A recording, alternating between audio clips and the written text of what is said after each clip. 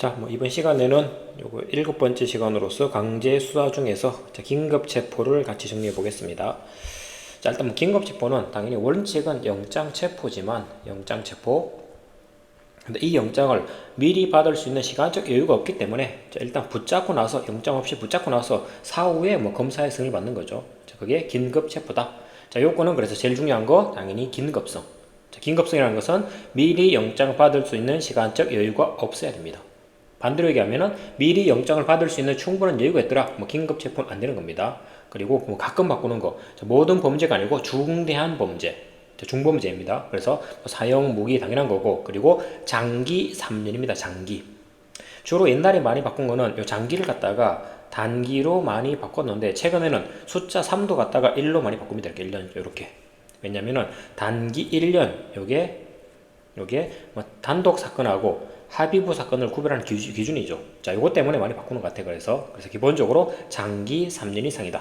그리고 여기서 하나 암기하실 거는, 자, 모든 건 기본적으로 다 장기 기준인데, 자, 우리 형수법상 단기 기준인 게 두 번 나오죠. 그게 첫 번째 뭐냐? 첫 번째가 필요적 변호 사건.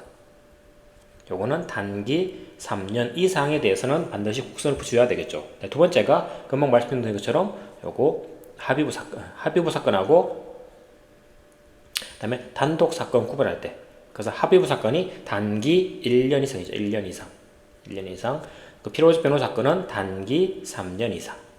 그죠? 요 두 가지만 단기고 나머지는 기본적으로 장기입니다. 그래서 문제 풀다가 단기란 말이 나왔다 그러면은 필요적 변호인지 합의부 사건인지, 자, 요거 두 가지만 기억하십시오. 이렇게. 보통 이렇게 암기하죠. 그래서 필요적 변호 사건이니까 단기는, 자, 필요적 합의부. 그래서 단기에 반드시 합격한다. 그래서 단기 필합. 그 정도로 기억해 두십시오. 이건 이해로 풀 수 있는 문제가 아니고 이런 것들은 이렇게 단순 암기 사항입니다. 자, 다음에 세 번째는 당연히 체포의 필요성. 요 체포의 필요성이 뒤에 나오는 구속 사유랑 똑같습니다. 구속 사유, 증거인멸, 도망 또는 도망 우려, 이렇게 되겠죠. 그래서 인도 갈 것 같으면 구속 사유도 되고 체포의 필요성도 된다. 그리고 체포의 필요성인 인멸, 도망은 모든 체포에 공통적으로 다 필요하죠. 이거는 특히 현행범 체포에 대해서도 당연히 요구된다. 자, 그 정도 해두시고, 자, 다음에 최근 이제 말장난 많이 하는 부분이 또 요거죠. 자, 요건 판단. 즉, 긴급성은 어떤 시점을 기준으로 판단하느냐? 당연히 체포 당시 그 시점을 기준으로 판단하는 겁니다. 그러니까 사후에 밝혀진 사정, 이런 것들은 고려 안 합니다. 그리고 기본적으로, 자, 긴급 체포에서 긴급하다는 것은 수사기관한테, 자, 최대한 넓은 재량이 인정하기 때문에 그 재량이 현저하게 합리성을 잃은 경우, 이게 아니라면 웬만하면 다 적법합니다. 그리고 문제 풀다가 현저한 이런 말이 나오면은 이건 결론적으로, 자, 이거는 하자가 치유한데, 그런 의미입니다. 이럴 기본적으로.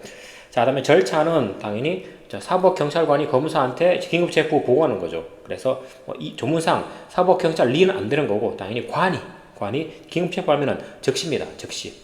그래서 수사기관, 검사랑 사경 사이는 시간 없습니다. 무조건 즉시야, 무조건. 그래서 즉시 사후 승인 받는 겁니다. 왜냐면 원칙은 사경이, 자, 검사한테 영장을 신청하고, 그리고 검사가 관할 지방법원 판사한테 영장을 청구해서 이 받은 영장 가지고 집행 지휘하는 거, 이 루트로 가야 되겠죠. 근데 이런 과정을 생략하다 보니까, 자, 영장 신청이 없어? 그러면은 너 미리 하고 나서 무조건 적시 승인 받아, 이렇게 되는 겁니다. 자, 넘어가시고.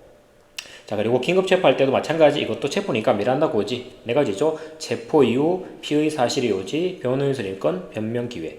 그래서 이렇게 많이 배웠죠. 이사 갈 때 변기도 가져간다. 이사 변기. 그 미란다 고지입니다. 다만 요 빨간색에 나오는 진술 거부권, 요거는 원칙적으로 형소법상은 없고 최근에 개정된 수사 준칙에 뜬금없이 이게 들어버렸습니다. 이게 보통 진술 거부권은 뭔가를 물어볼 때 하는 거잖아, 이게. 그래서 이게 원래 당연히 들어가면 안 되는데, 요게 영화라든가 드라마 이쪽에 보면은 매번 붙잡으면 당신은 진술을 거부할 수 있고 이게 나오다 보니까 이런 혼란 없애기 위해서 그냥 집어넣었다는데, 원래는 안 넣는 게 맞습니다. 그래서 수사 준칙에는 진술 거부권 고지도 있더라. 다만 아직까지 어떤 시험에서도 수사 준칙에 나오는 진술 거부권 요거를 물어본 적은 없습니다. 그래서 지문상으로 그냥 다음 중 체포 시 또는 체포 시 고지할 사항이 아닌 것은, 이렇게 나오면은 진술 거부가 들어갈 수 있는데, 근데 보통은 지문이, 자, 형소법상 이렇게 나오죠. 그러면 수사 준칙은 제외되니까 진술 거부는 빼고 풀면 됩니다. 그냥. 그리고 언제 고지 않느냐? 당연히 붙들기 전에. 도망가면은 붙들거나 붙들고 난 직후에 그때 고지하면 되는 겁니다. 털리고 나면 뭐 반드시 체포 전에 고지한다? 그건 아닙니다. 급하면은 붙들고 나서 그때 고지하면 되겠죠. 자, 그리고 붙잡았으면 영장이 없으니까 당연히 이 사람을 잡았다라는 긴급체포서라는 공식 기록을 만들고, 그죠? 바로 오면 돼, 바로. 그리고 대배 친형 중 피해자가 지정한 사람한테 요 내용을 통지해 주는 겁니다. 서면으로. 그러면은 영장주의에 대해서 사후적으로 통지하는 거죠, 이렇게. 자, 그리고 요거는 뭐 영장주의 예외에 대한 건데, 그러면은 긴급 체포했을 때 이번엔 강제 수사 중에서 대물, 압수수색 검정. 요거는 원칙은 긴급 체포는 영장주의 예외지만 압수수색 검정 영장 받아야 되죠. 다만 긴급 체포에 부수되는 압수수색 검정에 대해서는 요거는 사전 영장을 요구하지 않고 예외적으로 사후 영장만 있으면 된다고 봅니다. 그래서 두 가지가 있겠죠. 만약에 요 장소에서 사경이 만약에 뭐 피의자를 여기서 만약에 긴급 체포했습니다. 그러면 여기 주머니에 떨어지는 물건들, 현장에 있는 물건들, 요거는 체포 장소에서의 압수수색 검증이니까 사전 영장 없이 일단 압수하고, 다음에 사후적으로 지체 없이 48시간 내 영장을 청구하면은 이때 압수한 물건을 증거로 쓸 수 있죠. 자, 그리고 두 번째, 이게 만약에 그냥 체포가 아니고 긴급 체포다. 그러면 요 장소가 아니고 이 사람의 주거지, 거주지. 이쪽으로 가가지고 24시간 동안 영장 없이 압수수색 검증할 수 있죠. 그리고 요때 압수한 물건을 증거로 쓰려면 똑같이 지체 없이 사후에 48시간 내 영장을 청구하면 되는 겁니다. 되겠죠? 그래서 그 장소에 있는 거, 다음에 집으로 가는 거 두 가지 구별하시면 되겠습니다. 자, 문제 보시면은 1번. 긴급 체포 요건은 긴급성, 범죄 중대성, 체포의 필요성인 인멸 도망, 여기 세 가지가 필요하죠. 그래서 중대한 범죄는 사형 무기 장기 1년이 아니고 3년. 됐죠? 그리고 긴급 체포 요건에 해당되는 것은 우연히 발견하는 것과 같이 영장을 받을 시간이 없는 때를 말합니다. 그 뒷부분은 맞는데 앞부분이 잘못됐죠. 그리고 두 번째, 요건 판단 시점은 당시 상황을 기초로 판단하는 거지, 판단하는 거고, 이에 관해서는 수사 주체에게 상당한 재량 여지가 있다고 볼 수 있죠. 그래서 요건은 체포 당시 상황, 그리고 사후 사정은 별도로 고려하지 않는다. 다음에 세 번째, 긴급 체포할 경우는 긴급 체포서를 반드시 작성 첨부해서 긴급 체포한 때로부터 48시간 내 검사 승인 받는 게 아니고 승인은 무조건입니다. 즉시야, 즉시.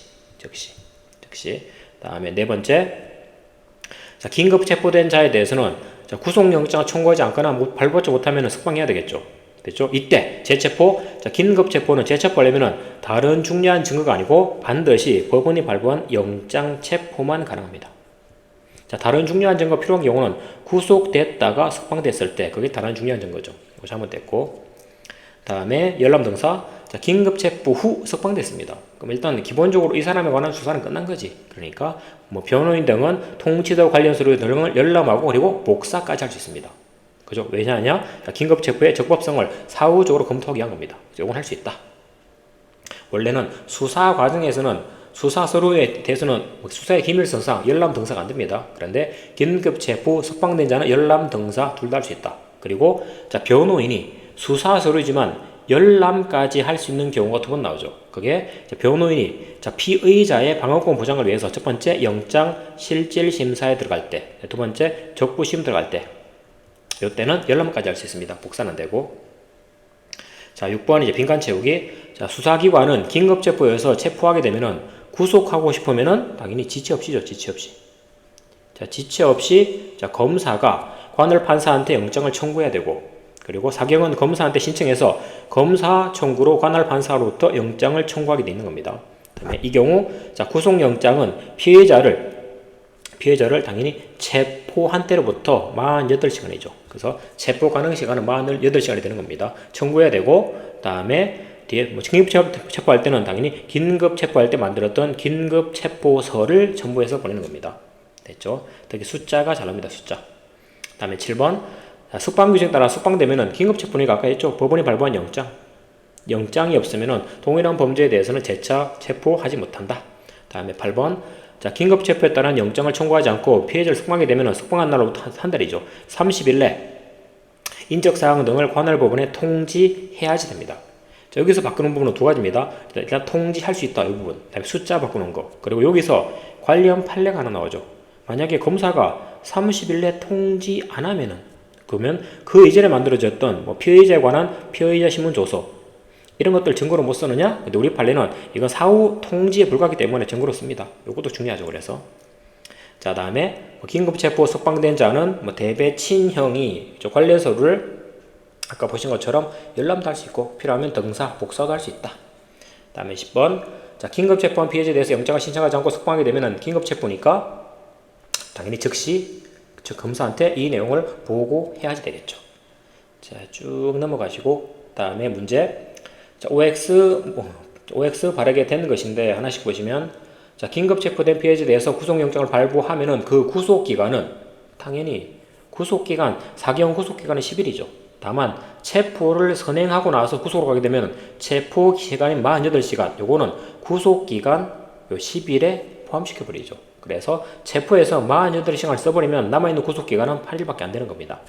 되겠죠? 그렇기 때문에 자, 피해자를 실제 체포한 날부터 구속기간을 계산한다. 맞고 다음에 2번 요건은 당시 체포 당시 상황을 가지고 판단하지 사후에 밝혀진 사정은 고려하지 않습니다. 그리고 넓은 재량 인정하는 거고 잘못됐죠. 그래서 자, 다음에 D것 재구속자 안에서 구속되었다 석방된 자는 단위 다른 중요한 증거가 필요하죠. 이때 말하는 구속은 긴급체포라든가 현행범을 말하는 게 아닙니다. 당연히 구속되었다가 석방된 자만 말합니다. 그거 잘못됐죠. 그래서 다음에 리얼 자, 긴급체포된 자로부터 압수한 물건에 대해서는 자, 일단 24시간 이내에 한해서 영장 없이 압수수색할 수 있고 집으로 가서 그 압수된 물건을 계속 압수할 필요가 있으면은 자, 압수한 때로부터 48시간 내 영장을 청구하느냐 요거 주로 틀리는 게 압수가 아니고 체포입니다. 체포.